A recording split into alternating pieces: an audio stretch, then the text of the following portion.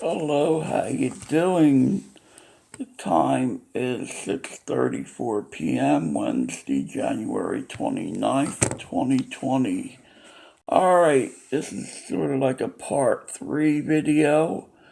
I did a part 1 of buying the coin, of how to get the coin, part 2 of getting the coin. This is a part 3 of viewing, how to view your coins. Alright. First, you want to find your dominant eye. The eye that you look at, that you use to look at coins, is either your left or your right eye. 9 times out of 10, it's going to be your right eye. You put your hand like this, you hold it out, you stare straight, bring the hand at you, and it will go to your dominant eye. My eye is right. I'm even left-handed, but it's still my right eye.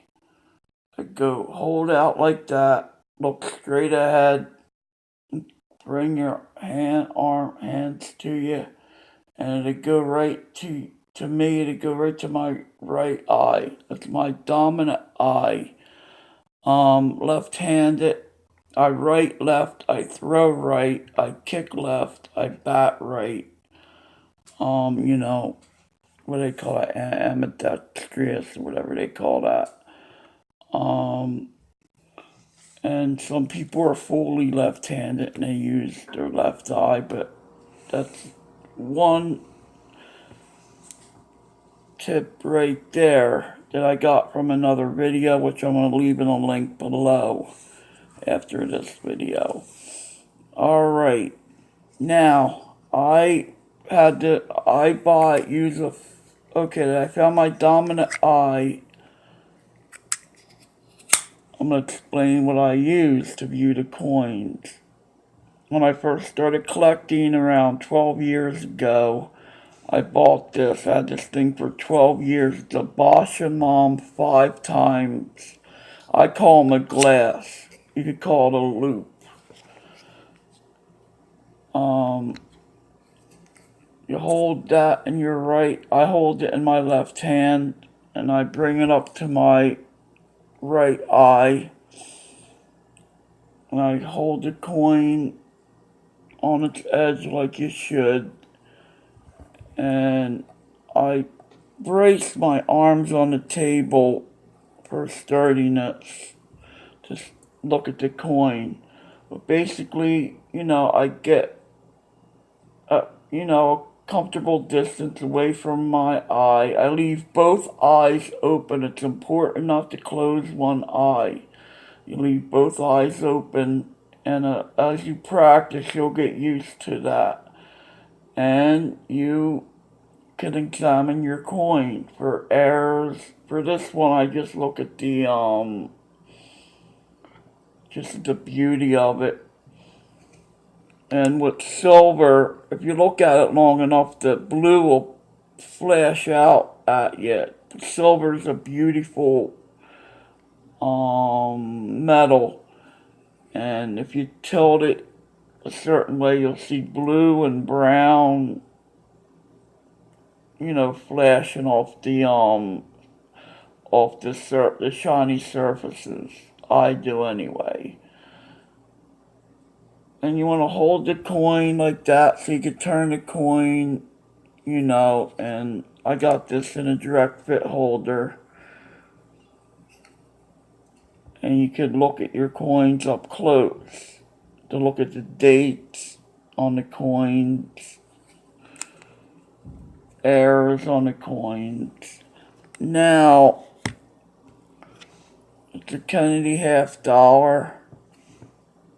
You hold it, where you're comfortable. You could turn the coin, tilt it, turn it, and go where you're comfortable. I usually brace my elbows on the table and hold the loop at a normal distance from my eye where I'm comfortable. Not too close, not too far, right where it's comfortable for me. I leave both eyes open. Now, if you're looking at coins for a very long time, and I wear glasses, which it's a little harder, but you want to take your glasses off, stare straight ahead, and blink your eyes a few times to get fluid in your eyes and let them clear.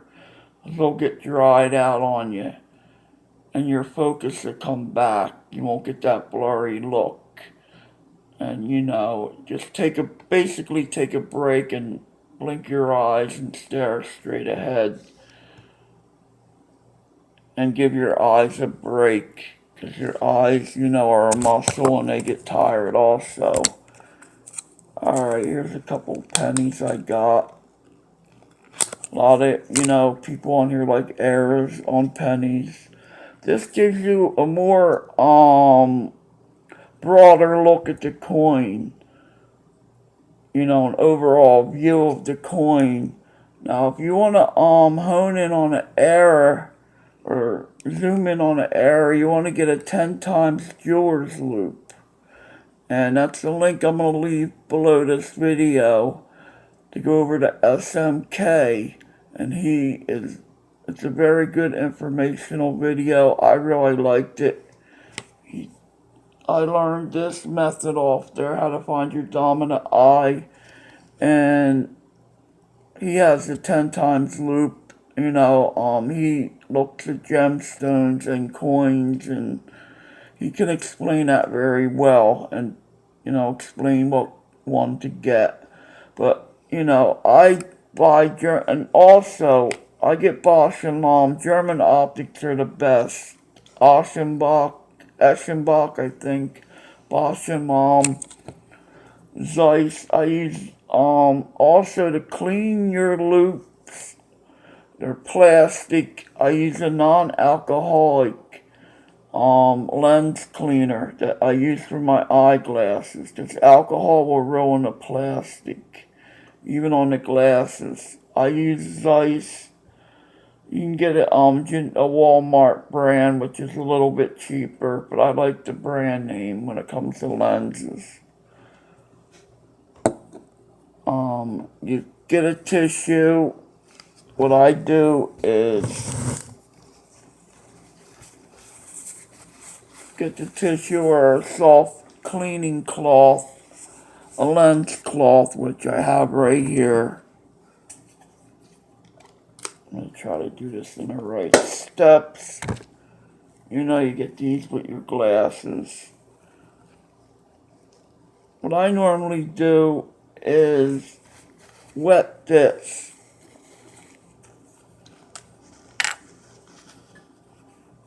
I spray this, then I wipe the lens. It seems to work better than getting all that water, lens cleaner run all over the thing. And this is it. I had this thing for 12 years. Usually you see these in your local coin shop. They're all crooked and they go out of their, they just go out of place on you. But this one held up for 12 years. They make this in a 6 times. These cost about $4 or $5. And your 10 times loops, depending on what one you want to get. Some of them cost $100, but you can get them on Amazon a little bit cheaper than that. Alright, you clean them. Okay, for a broader look, say your banknotes. I use a magnifying glass. This is glass. I don't really know what power this is. It's a 75 millimeter. I never really looked at it for power, but this is a, you can buy these with a light on them, but this suits me fine for like a banknote. That's like, zooming in on an air. You don't want to use this little thing on a banknote. It's better to get a broader look and I use a magnifying glass for banknotes. and you could scan the note. But if you see something off, you can, or out of registration, what we used in the printing industry was a 10 times loop. We called them a glass. They're round, you usually set them on a light table, you put the printed material on there and you check for registration. But you could really, if you're really into all that, you could use one of them for banknotes. But for a general overview, I use this. If you're really into banknote errors and registration and all that, you could, use that on a light table at 10 times. That's really, if you're really printing a thing, you'd want to use that. You can see the dots on there, and see all the, the paper where they throw the red fibers in the paper for security features and stuff. But mainly you just want to overview with your magnifier. Alright. So a lot of people collect, hot pennies. If you use a 10 times loop, your eyes are going to be killing you. So I use a wider 5 times loop. It's a bigger area instead of squinting up close, And you just, move it around, tilt it. And if you see something that catches your eye, you want to go to your 10 times. Like on the 209 penny with the double DDR on the finger on the back with the formative years. That's a famous error, and you want to use your 10 times to zoom in on that. If you really want to get into really looking at a large quantity of rolls of coins, you want to get a scope. But this is for the new collector. You know how I started, what I had. I had this, and I had my coin, and that suited me good. Now I'm ready to move up to a scope after, being in the hobby for a few years.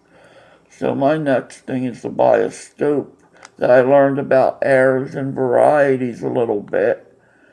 Once you're new, you gotta learn about the errors, what to look for. Then you want to move up to a scope, but it takes time. Even in this hobby, I think it takes about 5 to 10 years just to get good at it. Like with any trade, it takes a good 5 years. Most trades are you're on a 5-year apprenticeship on some of your trades, but coin collecting, it takes about 5 to 10 years to start getting good at it and know what you really want to get into in the hobby. So that's why I suggest start out with a 5 times glass, 5 times magnifier.